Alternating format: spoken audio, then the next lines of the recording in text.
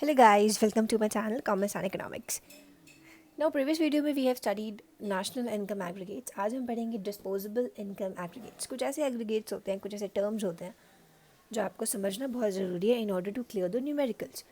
तो न्यूमेरिकल्स को सॉल्व करने के लिए आपके ये कंसेप्ट चाहिए एग्रीगेट्स वाले टर्म्स, क्योंकि इनमें भी कुछ फॉर्मूलेज होते हैं, तो वो सारी चीज़ें समझने के लिए जैसे कि वो आराम से आप सॉल्व कर लें, तो कुछ इन टर्म्स का समझना बहुत ज़रूरी है. तो सबसे पहले हम स्टार्ट करते हैं डिस्पोजेबल इनकम के एग्रीगेट्स के साथ. The first point is transfer payments. Transfer payments को हम हालांकि पढ़ चुके हैं, लेकिन फिर भी एक बार पढ़ लेते हैं कि transfer payments are the payments received without any contribution to current output. For example, pensions, unemployment relief, donations, welfare payments, free gifts. तो ये सारे कुछ एग्जाम्पल्स हैं ट्रांसफ़र पेमेंट्स के. एक और लाइन लिखी है, दे आर यूनिलैटरल पेमेंट्स. इसका मतलब है that they are single way, मतलब ये पेमेंट सिर्फ एक तरफ से जाती है, इसके रिटर्न में कोई आउटपुट नहीं आता.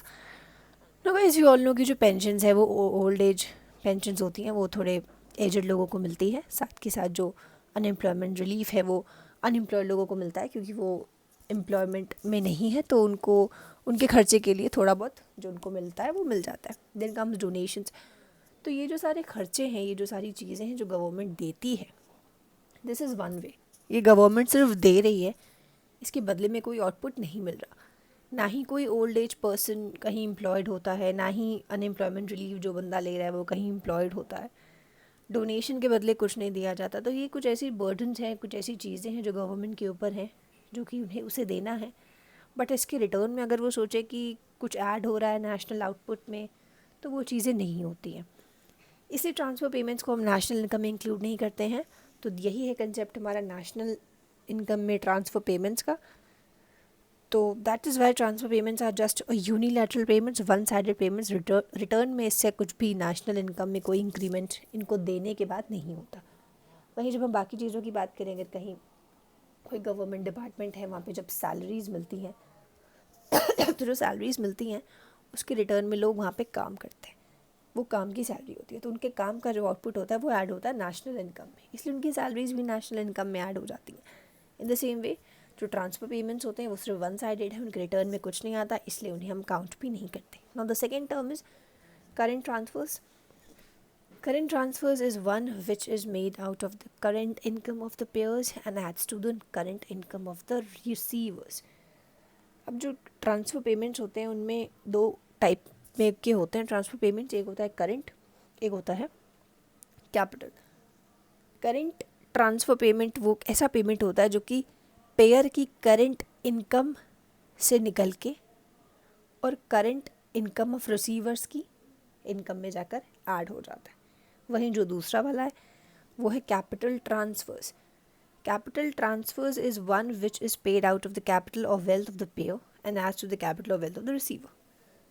जो कैपिटल ट्रांसफ़र होता है वो एक ऐसा ट्रांसफ़र है जो कि जो पे कर रहा है उसकी कैपिटल या उसकी वेल्थ से निकलता है, और जिसको मिल रहा है उसकी कैपिटल या वेल्थ में ऐड हो जाता है. यहाँ पर हम जब बात करेंगे we'll consider only current transfer. Next one is disposable income. Now as you can read disposable income की definition. Disposable income is an income which includes all current transfers. Disposable income एक ऐसी इनकम होती है जिसमें सारे current transfer में जितनी चीज़ें मिली हैं, मतलब ट्रांसफ़र पेमेंट में करंट वाले पोर्शन की जितनी भी चीज़ें मिली हैं वो भी इंक्लूड होती हैं. तो डिस्पोजेबल इनकम का एक फॉर्मूला है your income plus net current transfers. आपकी खुद की इनकम अगर कुछ है प्लस नेट करेंट ट्रांसफर्स, अगर आपको कहीं से कोई करेंट ट्रांसफ़र मिला है तो वो भी इंक्लूड करके जब ये दोनों चीज़ें ऐड हो जाती हैं, इनकम के साथ साथ ट्रांसफ़र करेंट ट्रांसफर्स भी, तब आपका डिस्पोजेबल इनकम बनती है. Then the point comes national disposable income. It is defined as the sum total of national income at market price. This is MP, national income at market price, and NPMP, and net current transfer received from rest of the world. जैसे कि हमने ऊपर पढ़ा इसमें disposable income में कि income plus net current transfers होती है disposable income. National disposable income, जब हम कंट्री एज अ होल की बात करते हैं तो नेशनल डिस्पोजेबल इनकम मतलब जितने भी लोगों की इनकम है national income eight market price जो हमने निकाली है, एनएनपी एमपी जो हमने निकाली है, उसमें हम ऐड करते हैं net current transfers received from rest of the world. जितने भी करेंट ट्रांसफर्स हमें बाहर के वर्ल्ड से मिले हैं, बाहर की कंट्रीज से मिले हैं, उन्हें भी जब हम अपनी कंट्री की पूरी एनएनपी एमपी में जब ऐड करेंगे तो जाके हमारी नेशनल की पूरी डिस्पोजेबल इनकम निकलती है। वही सेम फॉर्मूला है, ऊपर वाले में income plus net current transfers था तो डिस्पोजेबल इनकम था। अब जब जहाँ पे नेशनल इनकम की बात करते हैं, मतलब national as an aggregate term की बात करते हैं, तो national disposable income NNP MP plus net current transfers received बाहर की जितनी दुनिया से, क्योंकि ऊपर जो हम पढ़ रहे थे तो ये तो गवर्नमेंट ही देती है हमें, बट जब गवर्नमेंट की खुद की इनकम की बात आ जाती है तो उसमें रेस्ट ऑफ द वर्ल्ड आ जाता है। अब डिस्पोजेबल इनकम एग्रीगेट्स जो है वो प्राइवेट सेक्टर का 3 तरह से होता है। पहला होता है private income, second one is personal income and third one is personal disposable income. अब इनके बारे में कुछ पढ़ते हैं। Now these 3 terms are very important, बहुत इंपॉर्टेंट है, तो आप इन्हें ध्यान से पढ़िएगा। Now first one is private now first one is private income। Private income की जब बात करते हैं तो सबसे पहले डेफिनेशन पढ़ लेते हैं। That private income is the total of factor income including retained profits from all sources and current transfers from the government and rest of the world accruing to the private sector. Private income की जब बात करें, क्योंकि हम private sector की बात करें, तो प्राइवेट इनकम वो होती है जितने भी लोग वहाँ पे काम करते हैं उन सबकी फैक्टर इनकम, मतलब उन सबकी income including retained profits. Retain profit एक टर्म होता है जो कि आपने पढ़ा होगा शायद, कि कंपनीज़ को जो प्रॉफिट होता है वो अपना सारा प्रॉफिट डिस्ट्रीब्यूट नहीं कर देती। वो अपना सब प्रॉफिट वगैरह जब डिस्ट्रीब्यूट करती हैं, सैलरीज वेजेस बांट देती हैं, सारे खर्चे निकाल देती हैं, तो जो कुछ प्रॉफिट बचता है उसे बचा लेती हैं। जैसे कहा जाता है कि फ्यूचर में कभी ज़रूरत पड़ेगी तो उसका यूज़ करेंगे, तो उसे कहा जाता है रिटेन प्रॉफिट्स या रिटेन अर्निंग्स या फिर फ्लोइंग बैक ऑफ प्रॉफिट्स। ये 3 टर्म्स होते हैं। तो प्राइवेट इनकम में इंक्लूड हो रहा है फैक्टर इनकम की सारी इनकम प्लस रिटेन्ड प्रॉफिट्स जितने भी सोर्सेज से हुआ, करेंट ट्रांसफ़र जो कि गवर्नमेंट से हुआ है या फिर बाहर की दुनिया से उस पर्टिकुलर कंपनी को मिला है, तो वो सारी चीज़ें इंक्लूड करके बनती है प्राइवेट इनकम। एक बार फिर से पढ़ लेते हैं। प्राइवेट इनकम में वो सारी इनकम्स होती हैं जो कि फैक्टर इनकम, जितने लोग वहाँ पे काम करते हैं उन सबकी इनकम, प्लस उस कंपनी ने जो अपने प्रॉफिट बचाए हुए हैं, खर्च नहीं किए हैं, वो वाले प्रॉफिट्स जो कि उसको मिले थे सोर्सेज से, जो भी उसके सोर्सेज हो। थर्ड चीज़ क्या, करेंट ट्रांसफर्स जो उसको मिला हो गवर्नमेंट से या रेस्ट ऑफ द वर्ल्ड, कहीं बाहर से किसी फॉरेन कंट्री से या कंपनी से, उसे पूरे को इंक्लूड करके प्राइवेट इनकम बन जाती है। अब कुछ चीज़ें होती हैं जो डिडक्ट करनी पड़ती हैं नेशनल इनकम में से। पहली वो चीज़ है income from property and entrepreneurship accruing to government, commercial enterprise and administrative department. अब जो ये चीज़ है ये इस इनकम को इंक्लूड नहीं करती जो इनकम प्रॉपर्टी और एंटरप्रेन्योरशिप अक्रूइंग टू गवर्नमेंट की कुछ कमर्शियल एंटरप्राइज की जो इनकम और प्रॉपर्टी है उसे ये नेशनल इनकम में इंक्लूड नहीं किया जाता, क्योंकि ये जो चीज़ें हैं ये नेशनल इनकम पे अवेलेबल होती हैं बट डिस्ट्रीब्यूशन के लिए अवेलेबल नहीं होती प्राइवेट के, इसीलिए ये प्राइवेट की इनकम का पार्ट नहीं होती, क्योंकि ये गवर्नमेंट एंटरप्राइजेज है तो ये प्राइवेट का पार्ट नहीं बनती। सेकेंड चीज़ जो हम डिडक्ट करते हैं वो है savings of non departmental enterprises of the government. जब non departmental enterprises of the government की बात आ जाती है तो उसमें भी यही चीज़ होती है कि ये एक एंटरप्राइज है गवर्नमेंट का, तो उसका अभी हम प्राइवेट सेक्टर की बात करें तो उसका प्राइवेट में कोई लेन देन नहीं है, तो इसीलिए हम इस पर्टिकुलर टाइप ऑफ इनकम को भी डिडक्ट कर देते हैं। अब कुछ इनकम्स होती हैं जो ऐड होती हैं, जैसे कि ये वाली incomes. Following incomes are added to NY. NY simply means national income, ठीक है, तो आप कंफ्यूज मत होइएगा। पहला पॉइंट है interest that government pays on national date.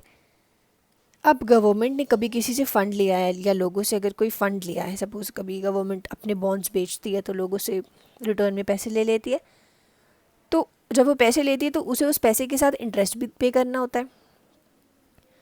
तो जो गवर्नमेंट लोगों से लोन लेती है और उसके ऊपर इंटरेस्ट देती है, तो वो जो लोन है वो कंजम्पशन पर्पसेस के लिए लिया है, और जो कंजम्पशन पर्पस होता है लोगों का ही खुद के लोगों की ही भलाई के लिए। अगर सपोज़ कोई काम, कोई पब्लिक एक्सपेंडिचर करना है, उसके लिए उसके पास पैसे नहीं है तो वो उसे पैसे लेने हैं। जब वो पैसे लेगी तब वो काम करेगी, और वो पर्टिकुलर काम लोगों की भलाई के लिए। तो उस काम पे जो उसने लोगों से पैसे लिए हैं, लोगों को जब इंटरेस्ट के साथ वापस देगी तो वो पर्टिकुलर इंटरेस्ट काउंट नहीं होगा, वो पर्टिकुलर इंटरेस्ट जो उसने लोगों को दिया है वो डिडक्ट हो जाएगा और वो ऐड हो जाएगा नेशनल इनकम में। ऐसा इसलिए होगा क्योंकि ये जो लिया हुआ उसने जो लोन लिया हुआ है वो एक ट्रांसफ़र पेमेंट की तरह ट्रीट किया जा रहा है, नेशनल इनकम की ट्रांसफ़र पेमेंट की तरह ट्रीट किया जा रहा है और इसीलिए उसे प्राइवेट इनकम का एक पार्ट बना दिया गया है। Second point says net current transfers received from government administrative departments. अब जितने भी नेट करेंट ट्रांसफर्स जो कि गवर्नमेंट के एडमिनिस्ट्रेटिव डिपार्टमेंट्स ने रिसीव किए हैं वो एक इसी फॉर्म में होते हैं जो भी हमने पढ़ा, ट्रांसफ़र पेमेंट्स जैसे कि ओल्ड एज पेंशन हो गई और अनएम्प्लॉयमेंट अलाउंसेज हो गए, मेडिकल फैसिलिटीज़ या मेडिकल अलाउंस के कुछ मिलते हैं, स्कॉलरशिप अलाउंस, ये सारी चीज़ें मिलती हैं। तो वो सारी चीज़ें जो गवर्नमेंट डिपार्टमेंट में मिलती हैं उसे भी हम इंक्लूड इसमें करते हैं। Third point says net current transfers like gifts and grants received from other countries. कभी कभी बाहर की कुछ कंट्रीज़ इंडियन गवर्नमेंट को कुछ चीज़ें दे देती हैं, जैसे कि कुछ रुपी का कुछ मनी का कोई डोनेशन दे दिया, कुछ गिफ्ट्स दे दिए, मेडिसिन दे दिए एज अ गिफ्ट से हेल्प करने के लिए। जैसे कोई नेचुरल कैलामिटी आ गई जैसे कि फ्लड, अर्थक्वेक्स, तो ये सारी चीज़ इस दौरान जब हमें बाहर की किसी कंट्री से कुछ मिलता है रिटर्न में तो उसे भी हम इंक्लूड कर देते हैं अपनी नेशनल की इनकम में। अब प्राइवेट इनकम का गाइज एक फॉर्मूला बनता है जो आप यहाँ पर देख सकते हैं। Private income is equals to national income minus, national income में क्या माइनस करना है ये सारे पॉइंट्स आ जाएंगे, प्लस और नेशनल इनकम में क्या ऐड करना है तो ये सारे पॉइंट्स आ जाएंगे। तो मैंने वो एक एक पॉइंट लिखा नहीं है, आपको मैं पढ़ के फिर भी सुना देती हूँ।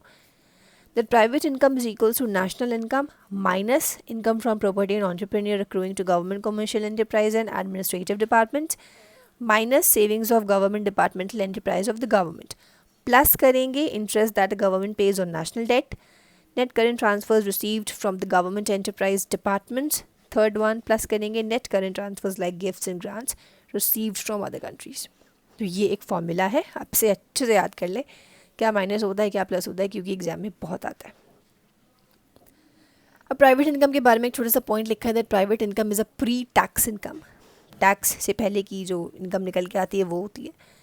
गवर्नमेंट डिसाइड कर सकती है कि टैक्स बर्डन कितना रहेगा upon the magnitude of private income. जितनी हाई प्राइवेट इनकम रहेगी उतना ज़्यादा आपके ऊपर टैक्स लगेगा। तो आपकी मैग्नीट्यूड के ऊपर डिपेंड करता है कि आपकी प्राइवेट इनकम कितनी ज़्यादा हाई है। नेक्स्ट टर्म कम्स जो कि है हमारा पर्सनल इनकम। जो सेकेंड टर्म आ जाता है एग्रीगेट्स का वो है पर्सनल इनकम। जब हम पर्सनल इनकम की बात करेंगे तो personal income is the income actually received by persons from all sources in the form of factor incomes and current transfer payments during a year।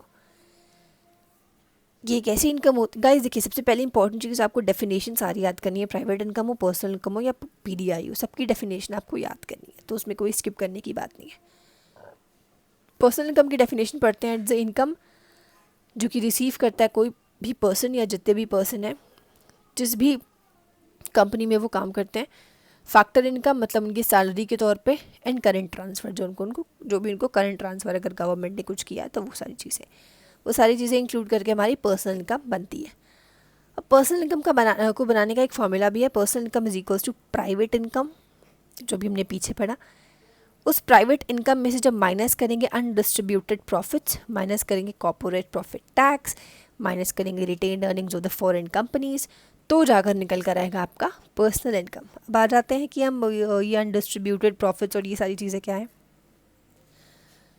अब ओके, सबसे पहले हम ये समझते हैं कि जो हाउस होल्ड्स मतलब जो लोग हैं, जो फैक्टर्स हैं जिनको फैक्टर इनकम मिलती है, तो वो जो हाउस होल्ड्स हैं, वो जो जहाँ पर काम करते हैं, वो सारी इनकम उनको रिसीव हो जाती है। बट कुछ चीज़ें, कुछ इनकम जो होती है वो अभी हम पीछे पढ़ चुके हैं, वो कॉरपोरेट्स अपने पास बचा के रख देते हैं।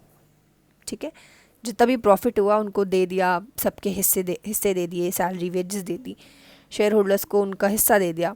बट फिर भी कुछ प्रॉफिट रिटेन कर लिया जाता है कि बिज़नेस में आगे काम आएगा। तो वो पर्टिकुलर प्रॉफिट जो रिटेन कर लिया जाता है उसे भी कहा जाता है अनडिस्ट्रीब्यूटेड प्रॉफिट। ये एक और नाम है। और यहाँ पर हमने पढ़ा था रिटेन्ड प्रॉफिट्स और अनडिस्ट्रीब्यूटेड प्रॉफिट्स, रिटेन अर्निंग्स और प्लोइंग बैक ऑफ बिजनेस, तो ये सारी चीज़ें भी सेम है। तो उस पर्टिकुलर इनकम से अनडिस्ट्रीब्यूटेड प्रॉफिट से हमें कोई लेन देन नहीं है, वो तो कंपनी का है। तो हम सिर्फ अभी पर्सनल इनकम जितना हमारे पास पर्सनली आएगा उसकी बात कर रहे हैं। तो प्राइवेट इनकम में से जब हम अनडिस्ट्रीब्यूटेड प्रॉफिट्स या फिर रिटेन अर्निंग्स जब माइनस कर देंगे और साथ के साथ कॉर्पोरेट प्रॉफिट टैक्स, अब ये क्या होता है कंपनी का कुछ जो भी कंपनी को जो फ़ायदा हुआ है, जो उसकी इनकम है, उसमें से कुछ हिस्सा अलग कर दिया जाता है क्योंकि टैक्स देना होता है उस पर्टिकुलर कंपनी को, तो उसे कहते हैं कॉर्पोरेट टैक्स। तो वो कॉर्पोरेट टैक्स को अलग कर दिया जाता है और फिर उसे भी माइनस कर दिया जाता है, तो उसी को कहा जाता है कॉर्पोरेट प्रॉफिट टैक्स, क्योंकि हर कोई टैक्स देता है, वैसे कंपनीज भी टैक्स देती हैं। तो कंपनी का अनडिस्ट्रीब्यूटेड प्रॉफिट अलग कर दिया जाता है, माइनस करेंगे कॉर्पोरेट प्रॉफिट टैक्स माइनस करेंगे, क्योंकि टैक्स से भी हमें कोई मतलब नहीं। और क्या माइनस करेंगे? Retained earnings of foreign companies. Foreign companies की कोई रिटेन अर्निंग्स है तो हम उसे भी माइनस कर देंगे, तब जाकर जो आएगी इनकम वो होगी हमारी पर्सनल इनकम। तो ये है पर्सनल इनकम का formula. Now don't forget to learn this, ये बहुत इंपॉर्टेंट है। थर्ड चीज़ जो आ जाती है वो है पर्सनल डिस्पोजेबल इनकम।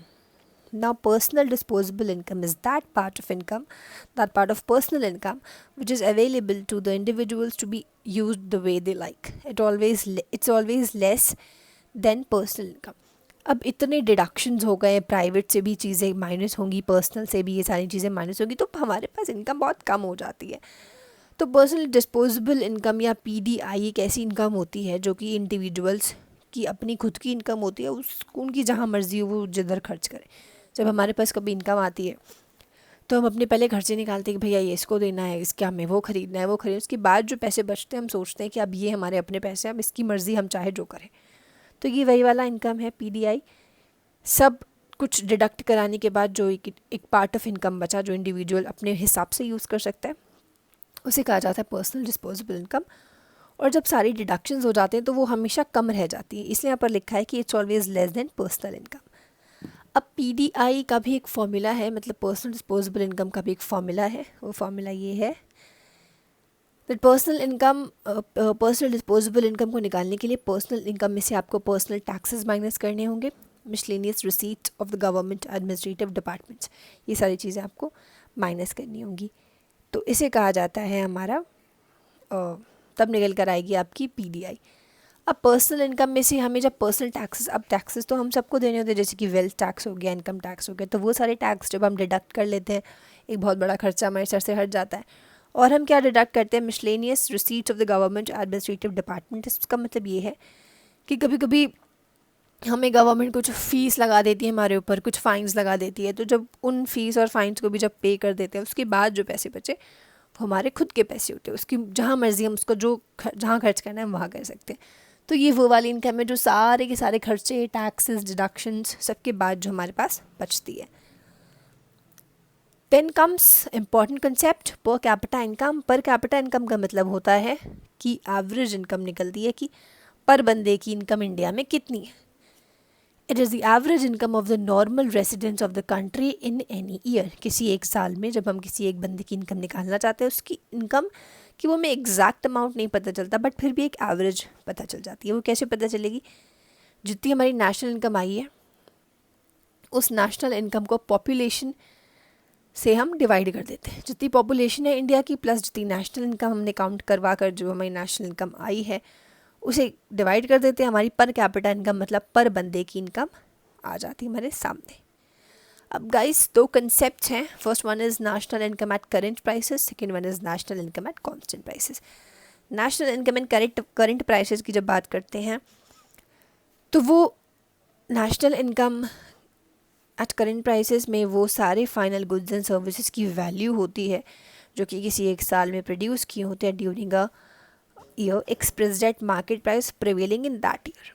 उस साल जो मार्केट प्राइस उन चीज़ों का लगा हो, उस साल पे जो मार्केट प्राइस उन चीज़ों का लगा हो, उस प्राइस पे जब नेशनल इनकम निकल कर आती है उसे कहा जाता है national income eight current prices. मतलब इस पर्टिकुलर डेट पे जो हमारे वैल्यूज़ हैं, value of goods and services हैं, वो जिस रेट पे चल रही हैं उसी रेट पे नेशनल इनकम भी निकल के आई। Second term is national income at constant price. It measures the final goods and services and value constituting the national income at market prices prevailing in a year which becomes the base year. अब कुछ चीज़ें ऐसी होती हैं, कुछ goods and services ऐसे होते हैं जो कि नेशनल इनकम में ईच ईयर वैल्यू किए जाते हैं अपने बेस ईयर पे। जैसे कि अगर हम सपोज 1990 या 1991, 1990 से लेके 1991 को अपना बेस ईयर मान लें, और नेशनल इनकम हमारी 2007 या 2008 की 1990 और 1991 जो हमने बेस ईयर जिसको माना था उसके उस टाइम पे जो प्राइसेस लगे हुए थे, उस प्राइसेस पे आज की इनकम को हम कैलकुलेट कर लें, आज की या 2006 या 2007 की, उस पर्टिकुलर 1990 के टाइम पे जो मार्केट प्राइस था उस पर्टिकुलर मार्केट प्राइस पे जब हम 2006 या 2007 की इनकम को मेजर करेंगे, उसे कहा जाता है national income at constant prices, क्योंकि हमने उसे अपना बेस ईयर माना। अब national income eight current price को कांस्टेंट प्राइस में चेंज करने का एक फॉर्मूला होता है, national income eight current prices को ऊपर रखिए upon price index of that current year into 100, तो आपका national income at constant price उस पर्टिकुलर साल में कन्वर्ट हो जाएगा। तो children, this was all about personal income aggregates. I hope so आपको समझ में आ गया होगा। अगर कोई भी कन्फ्यूजन है, please use the comment box to share your reviews, comments, suggestions, and don't forget to subscribe the channel. Alright, thank you so much for watching the video.